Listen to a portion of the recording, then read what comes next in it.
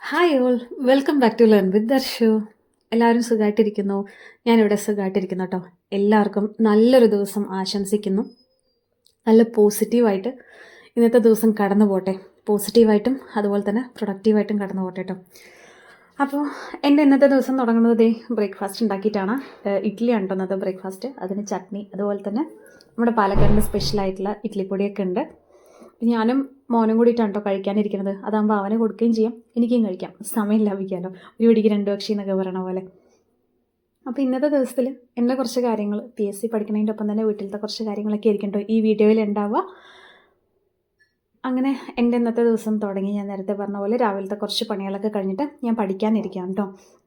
ഞാനപ്പോൾ ഇന്നത്തെ ദിവസത്തിൽ ഞാൻ ആദ്യം പഠിച്ചതെന്താണെന്ന് വെച്ച് കഴിഞ്ഞാൽ നമ്മുടെ 10th പ്രിലിംസിൻ്റെ സിലബസിലുള്ള ഇന്ത്യൻ സ്വാതന്ത്ര്യ സമരത്തോടനുബന്ധിച്ച് കേരളത്തിൽ ഉണ്ടായിട്ടുള്ള ദേശീയ പ്രസ്ഥാനങ്ങളും അതുപോലെ തന്നെ അതിൻ്റെ സമരങ്ങളും അങ്ങനെയുള്ള കാര്യങ്ങളൊക്കെ ആയിട്ടൊന്ന് പഠിച്ചത്.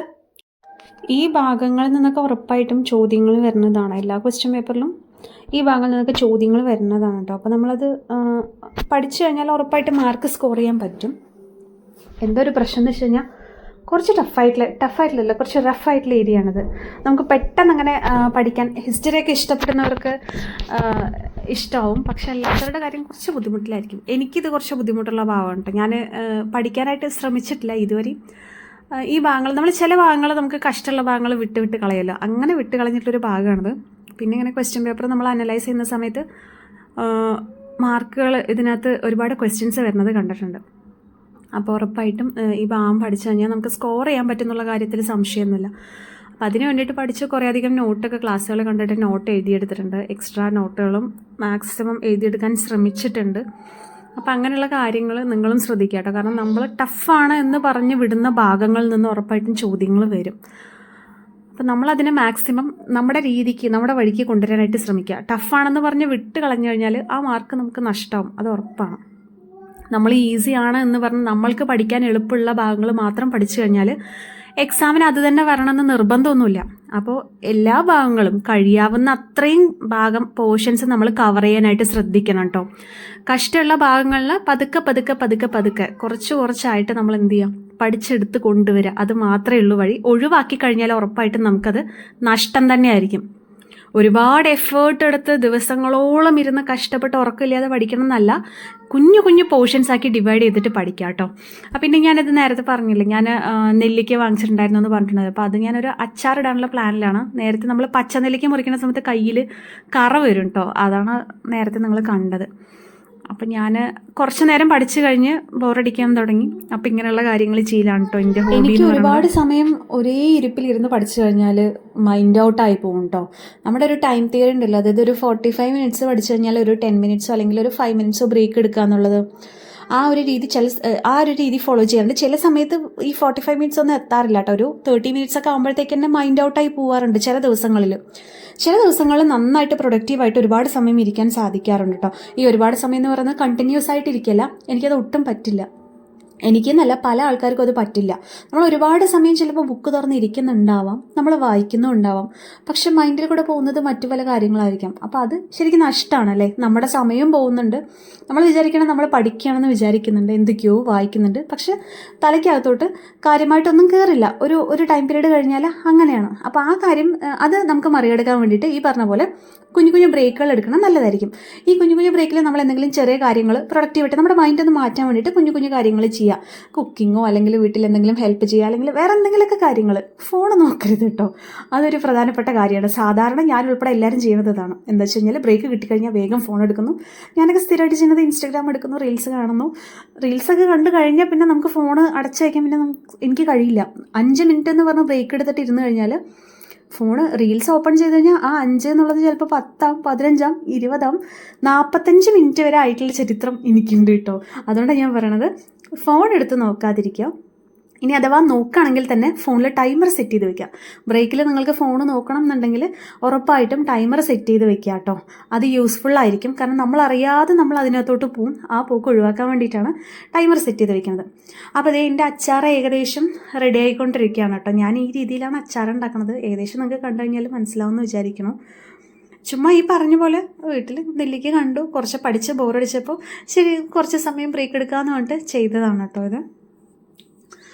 അപ്പോൾ പറഞ്ഞു വന്നത് എന്തായിരുന്നു, ബ്രേക്ക് എടുത്ത് പഠിക്കുന്ന കാര്യം. അതൊരു ഇഫക്റ്റീവ് മെത്തേഡാണ്, നിങ്ങളത് നോക്കുക കേട്ടോ. നമുക്ക് കുറച്ചുകൂടി പ്രൊഡക്റ്റീവായിട്ട് പഠിക്കാനും അല്ലെങ്കിൽ നമ്മുടെ മൈൻഡിനെയും നമ്മുടെ ടൈമിനെയൊക്കെ ഒന്ന് മാനേജ് ചെയ്യാനൊക്കെ അത് യൂസ്ഫുൾ ആയിരിക്കും. അപ്പോൾ അങ്ങനെയുള്ള കാര്യങ്ങളൊക്കെ ഒന്ന് ശ്രദ്ധിച്ച് നോക്കുക കേട്ടോ. ഇനിയിപ്പോൾ 10th പ്രിലിംസ് ആവാനുള്ള സമയം ആയില്ലേ, അധികം നമുക്കിനി സമയമൊന്നുമില്ല. ഞാൻ കുറേ ദിവസമായിട്ട് എൻ്റെ പഠനമൊക്കെ വളരെ മോശമായിരുന്നു. എന്താണെന്ന് വെച്ച് കഴിഞ്ഞാൽ എനിക്ക് അസുഖം വന്നിട്ടുണ്ടായിരുന്നു, മോന് അസുഖം വന്നിട്ടുണ്ടായിരുന്നു, പനിയും കാര്യങ്ങളൊക്കെ ആയിട്ട് നല്ല ബുദ്ധിമുട്ടിലായിരുന്നു. അതുകൊണ്ട് എനിക്ക് പ്രോപ്പറായിട്ടൊരു പഠനം ഫോളോ ചെയ്യാനൊന്നും പറ്റിയിട്ടുണ്ടായിരുന്നില്ല കേട്ടോ. അപ്പോൾ ഇനി മുതൽ നാളെയും കുറച്ച് പരിപാടികളുണ്ട്. അപ്പോൾ ഞാൻ ആക്ച്വലി ഈ വീഡിയോ അപ്ലോഡ് ആവുന്നത് സാറ്റർഡേ ആയിരിക്കും. അപ്പോൾ ഇനി സൺഡേ കുറച്ച് കാര്യങ്ങളുണ്ട്, അതൊക്കെ കഴിഞ്ഞിട്ട് ഇനി മൺഡേ മുതൽ തുടങ്ങാം എന്ന് വിചാരിച്ചിട്ടാണ് നിൽക്കുന്നത്. അങ്ങനെ അച്ചാറൊക്കെ ഉണ്ടാക്കി കഴിഞ്ഞ് പിന്നെ അടുത്തത് മാത്സ് പഠിക്കാൻ തീരുമാനിച്ചു. മാത്സ് നോക്കിയിട്ട് കുറച്ച് ദിവസം ആയിട്ടുണ്ടായിരുന്നു കേട്ടോ. അപ്പം ഞാൻ മാത്സിൽ ജെറിൻ സാറിൻ്റെ ക്ലാസ്സുകളാണ് കാണാറുള്ളത്. എനിക്ക് മാത്സ് ഒട്ടും ഇഷ്ടമല്ലാതിരുന്ന വ്യക്തിയായിരുന്നു ഞാൻ. പക്ഷേ ജെറിൻ സാറിൻ്റെ ക്ലാസ്സുകൾ കണ്ടപ്പോൾ മാത്സ് പഠിക്കാൻ തുടങ്ങി, ഇഷ്ടപ്പെട്ട് പഠിക്കാൻ തന്നെ തുടങ്ങി എന്ന് വേണമെങ്കിൽ പറയാം കേട്ടോ. അദ്ദേഹത്തിൻ്റെ ക്ലാസ്സുകൾക്കൊരു പ്രത്യേകത, തീരെ കണക്കറിയാത്ത ഒരാൾക്കും സുഖമായിട്ടിരുന്ന് നമുക്ക് ആ ക്ലാസ്സുകൾ കണ്ടു കഴിഞ്ഞാൽ അടിപൊളിയായിട്ട് മാത്സ് പഠിച്ചെടുക്കാൻ പറ്റും. അതാണ് അദ്ദേഹത്തിൻ്റെ ഏറ്റവും വലിയ പ്രത്യേകത. തീരെ അറിയാത്ത ആൾക്കാർക്ക് പോലും പഠിക്കാൻ പറ്റും. അപ്പോൾ ബിഗിനേഴ്സ് ആരെങ്കിലും ഈ വീഡിയോ കാണുന്നുണ്ടെങ്കിൽ, മാത്സ് ഇഷ്ടമല്ലാത്ത, മാത്സ് അറിയാത്ത ആരെങ്കിലുമൊക്കെ ഉണ്ടാകുന്നെങ്കിൽ എൻ്റെ ഒരു സജഷനാണ് കേട്ടോ. ജെറിൻ സാറിൻ്റെ ക്ലാസ്സുകളൊന്ന് കണ്ടു നോക്കൂ, ഉറപ്പായിട്ടും യൂസ്ഫുൾ ആയിരിക്കും. ക്ഷമയോടെ കാണണം. സാറിൻ്റെ ക്ലാസ്സുകൾ അത്യാവശ്യം നല്ല ലെങ്ത് ഉള്ളതും ഓരോരോ ടോപ്പിക്കും അത്യാവശ്യം ഒരുപാട് പാർട്ടുകൾ ഉള്ളതൊക്കെയാണ്. 8-9 പാർട്ടുകളൊക്കെ ഉള്ളതാണ് കേട്ടോ ഓരോരോ ടോപ്പിക്കുകളും. സാറിൻ്റെ ക്ലാസ്സുകൾ കാണാനൊന്ന് ശ്രമിച്ചു നോക്കൂ. അപ്പോൾ ഞാൻ പഠിത്തത്തിൻ്റെ ഇടയിൽ കുറച്ച് സമയം മോൻ്റെ കൂടെ കളിക്കാനായിട്ട് കുറച്ച് സമയം നിന്നു കേട്ടോ. അത് കഴിഞ്ഞ് ഈ കാണുന്ന പോലെ ഇത് ശർക്കര വരട്ടി, ഇവിടെ അങ്ങനെയാണ് പറയുക, ശർക്കര വരട്ടി എന്ന് പറയുന്നത്. നമ്മുടെ ഓണത്തിനൊക്കെ ഉപ്പേരി എന്ന് പറയില്ല, അതാണ്. അപ്പോൾ അതുണ്ടായിരുന്നു. അപ്പോൾ പഠിത്തത്തിൻ്റെ ഇടയിൽ ഇങ്ങനത്തുള്ള ചില കലാപരിപാടികളൊക്കെ ഉണ്ട്. എന്തെങ്കിലുമൊക്കെ ഇടയ്ക്ക് കഴിക്കുക, ഇടയ്ക്ക് എണീറ്റ് പോവുക, അങ്ങനെയുള്ള കാര്യങ്ങളൊക്കെ ഉണ്ട്. അതൊക്കെ നമ്മുടെ ഒരു ബോറടി മാറ്റാൻ വേണ്ടിയിട്ടാണ് കേട്ടോ. ഫുൾ ടൈം ഇരുന്ന് കഴിഞ്ഞാൽ നമ്മളാകെ ക്ഷീണിച്ചു പോകും. അപ്പോൾ അതിന് വേണ്ടിയിട്ടാണ് ഇങ്ങനെയുള്ള ഇടയിൽ ഇങ്ങനത്തെ ചെറിയ ചെറിയ കാര്യങ്ങളൊക്കെ കൊണ്ടുവരുന്നത്. അപ്പോൾ മാത്സിൻ്റെ കാര്യമല്ലേ, മാത്സിൻ്റെ കാര്യം ഞാൻ ഈ പറഞ്ഞ പോലെ തന്നെയാണ്. ബുദ്ധിമുട്ടുള്ളൊരു ജെറിൻ സാറിൻ്റെ ക്ലാസ്സുകൾ കാണാം. അപ്പോൾ അതൊക്കെ മാത്സ് എന്ന് പറയുന്നത് നമ്മളൊരു ജി കെ എങ്ങനെയാണ് പഠിക്കുന്നത് അതേപോലെ തന്നെ മാത്സും പഠിക്കാനായിട്ട് ശ്രമിക്കുക. പലരും മാത്സ് കഷ്ടമാണെന്ന് പറഞ്ഞിട്ട് ഒഴിവാക്കി വിടുന്നത് ഞാൻ കണ്ടിട്ടുണ്ട്. അങ്ങനെ ഒഴിവാക്കണ്ട. ജി കെ നമ്മൾ എങ്ങനെ പഠിക്കുക, നമ്മൾ മഗ്ഗപ്പ് ചെയ്ത് പഠിക്കില്ല, അല്ലെങ്കിൽ കുറേ തവണ വായിച്ച് പഠിക്കില്ല. അതുപോലെ മാത്സ് ചെയ്ത് പഠിക്കുക. ഒരു ടോപ്പിക് എടുത്തു കഴിഞ്ഞാൽ അതിലൊരു സെർട്ടൺ ടൈപ്പ് ഓഫ് മാത്സ് ആണ്. കുറേ നിങ്ങൾക്ക് ക്വസ്റ്റ്യൻ പേപ്പറൊക്കെ അനലൈസ് ചെയ്ത് കഴിഞ്ഞാൽ മനസ്സിലാവും. ഒരു ടോപ്പിക്കിൽ നിന്ന് കുറേ ടൈപ്പ് ഓഫ് മാത്സ് ഉണ്ടാവും. അതൊക്കെ തന്നെയായിരിക്കും മോസ്റ്റ്ലി വരിക. അപ്പോൾ ആ ടൈപ്പുകളെല്ലാം കാണാതെ പഠിക്കാനായിട്ട് ശ്രദ്ധിക്കുക. കാണാതെ പഠിക്കുക ഇൻ ദ സെൻസ് ആ ഒരു ക്വസ്റ്റ്യൻ്റെ രീതി എന്താണെന്നുള്ളത് മനസ്സിലാക്കുക. ക്വസ്റ്റ്യൻ നമ്മൾ പഠിച്ച് വെക്കുക കേട്ടോ. ആൻസർ തനിയെ വന്നോളും. കുറേ തവണ നമ്മൾ ചെയ്യുമ്പോൾ ഒരേ മോഡലിൽ ഒരു 3-4 കണക്കൊക്കെ ചെയ്ത് നോക്കുമ്പോൾ നമുക്ക് ഉറപ്പായിട്ടും ആൻസർ കിട്ടും. അപ്പോൾ ആ കാര്യങ്ങൾ മാത്സ് അങ്ങനെ ചെയ്ത് പഠിക്കുക കേട്ടോ. ഇതുപോലുള്ള സാറിൻ്റെ ക്ലാസ്സുകളൊക്കെ, ജെറിൻ സാറിനെ പോലുള്ള സാറുമാരുടെ ക്ലാസ്സുകളൊക്കെ നമുക്ക് കിട്ടുക എന്ന് പറയുന്നതും ഫ്രീ ആയിട്ട് കിട്ടുക എന്ന് പറയുന്നതൊക്കെ നമ്മളെ സംബന്ധിച്ച് വലിയ കാര്യം തന്നെയാണ്. അത് അത്രയും ക്വാളിറ്റി ഉള്ള ക്ലാസ്സുകളാണ് കേട്ടോ സാറിൻ്റെ ക്ലാസ്സുകൾ. അതുകൊണ്ടാണ് ഞാനിങ്ങനെ എടുത്ത് പറയുന്നത്. ബിഗിനേഴ്സിനൊക്കെ പറ്റിയ ക്ലാസ്സുകളാണ്. അതൊക്കെ കണ്ട് പഠിച്ചുകൊണ്ടിരിക്കുക. നമ്മൾ മാത്സ് ചെയ്തുകൊണ്ടേയിരിക്കുക.